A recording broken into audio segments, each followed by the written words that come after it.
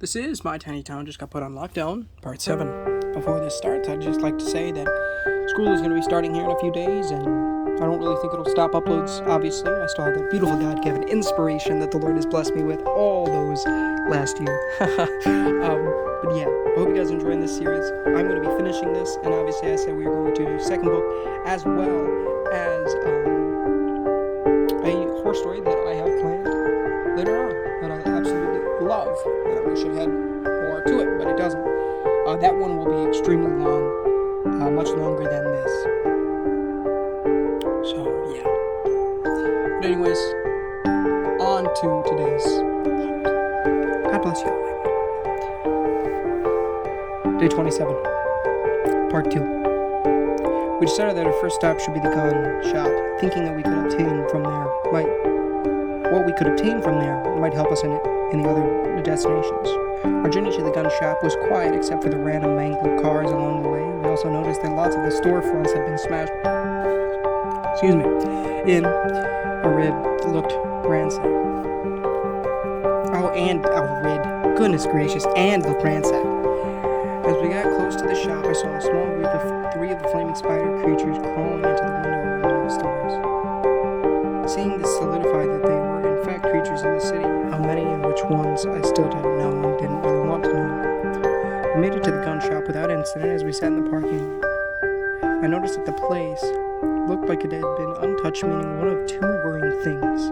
Either nobody else thought to raid it when the stuff started going down, or someone was already barricaded inside ready to shoot anything that moved.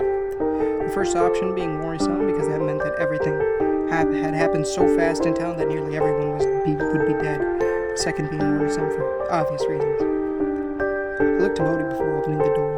He was laying down and at his feet, meaning he didn't sense anything of immediate concern. I looked at Grace and took a deep breath, shutting the door softly behind me. I crept up to the door. Placing my hand on the handle, I tried it. It wasn't even locked. Something seemed off.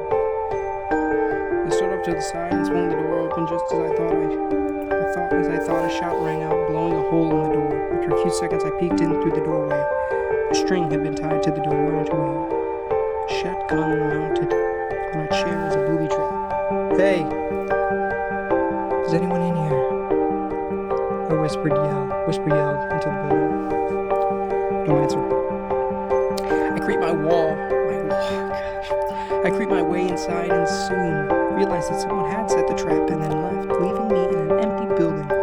It was amazing. As I stepped inside the main room, I quickly grabbed more arrows and more hunting heads for them. I walked over to the guns and grabbed a 45 cal pistol, and then I see my favorite gun, a Desert Eagle 50 AE, a beautiful 50 cal hand cannon of a pistol. I grabbed it and as much ammo as I can carry for both guns. Then I turned and from the wall grabbed a 12-gauge pump shotgun and a 308 scope rifle. I grabbed loads of ammo for those as well, stuffed it all in my backpack, and ran back out to the van. As I step out the door, I am met with horror as one of the spider creatures was on the hood of the car and had Grace and the girls hiding while Bodhi was locked, frozen, in the creature's paralyzing gaze. Trying to avoid bringing more of them, I drop the bag and draw the bow. Quickly, I take aim and release the arrow. I pierce and kill the creature, but it in turn also happens to pin it to the windshield as the arrow travels through the back of the creature just below its neck and into the windshield. To get the arrow back out, I had to have Grace unscrew the head of it to pull it back out. As I pull the arrow, the creature slides down the now broken windshield and onto the ground. I load everything into the back and get in the driver's side. Finally, we pull away from the gun shop and head to one of the grocery stores. We pass more of the creatures skittering around various shops and stores along the way, but as we get closer to our destination, there seem to be very few. This was promising, but I kept in mind that it only took a moment for there to be hordes of them searching for their next meal. Grace and I sat in the van, looking through the broken glass of the windshield. I had a lot more arrows now, a second bow for Grace and various guns.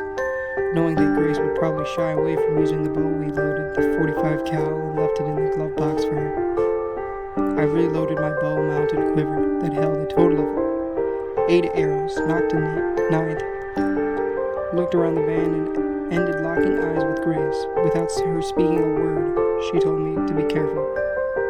The building didn't look very promising. It had most of its windows smashed in, a parking lot half full of abandoned cars with some of them having their windows smashed. A small building next to and attached to the grocery store had a giant hole in front of it, almost like a semi had plowed into it. I cracked the door to the van to nothing but the sizzle of the purple fog. However, as I exit and closed the door behind me, I began to hear screams and screeches in the distance. Well, timer set, I guess. I think to myself and began moving around the various vehicles into the store. I walk in through one of the broken windows instead of the door. The glass crunches beneath my feet as I slowly walk inside. The building is mostly silent, safe, save for some crackled and distorted music coming from the store's speakers. Shelves are tipped, leaving products strewn all over the floor, and the smell of rotted food drifts over to me from the produce and meat sections. I drop my backpack off my shoulder and begin to fill it with canned foods. Nothing super appetizing, but it's nutrients and it will last, which is all we really need. And I even found a few cans of Spam and all its salty goodness. I hear skittering from the back of the store between the crackles and the music, so I throw my backpack over my shoulders and quickly head back to the van. As I get closer to the van, I can faintly hear Bodhi barking inside. Dang it, something's wrong, I say under my breath. I pick up my pace. When I get within view of the van, I can see two of the flaming spiders crawling on and circling it. I break into a dead sprint toward the van, but it's difficult with the backpack full of canned goods. Stepping about 15 feet from the van, draw my bow and take aim. Just before I release, one of the spiders turns and locks eyes with me, sending its hellish flood of paralyzing torture through my mind and body. A screech rings out from a lurker, sounding more close than before.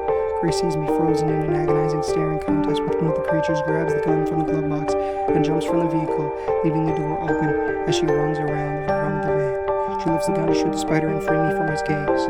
The other creature leaps onto Grace, scraping its legs down her back and sinking its mandibles into her thigh before she swings the butt of the handle of the gun, knocking it away. She turns to aim at it and locks eyes, plunging herself into her own waking nightmare visions. Another screech comes from the lurker as it gets ever so close to where we are, both of us rooted and frozen in time, unable to move from the horrific visions. Bodhi jumps over the center console and darts out the door. Growling, he lunges at the creature nearest Grace and lands teeth sinking deep into the spider's neck.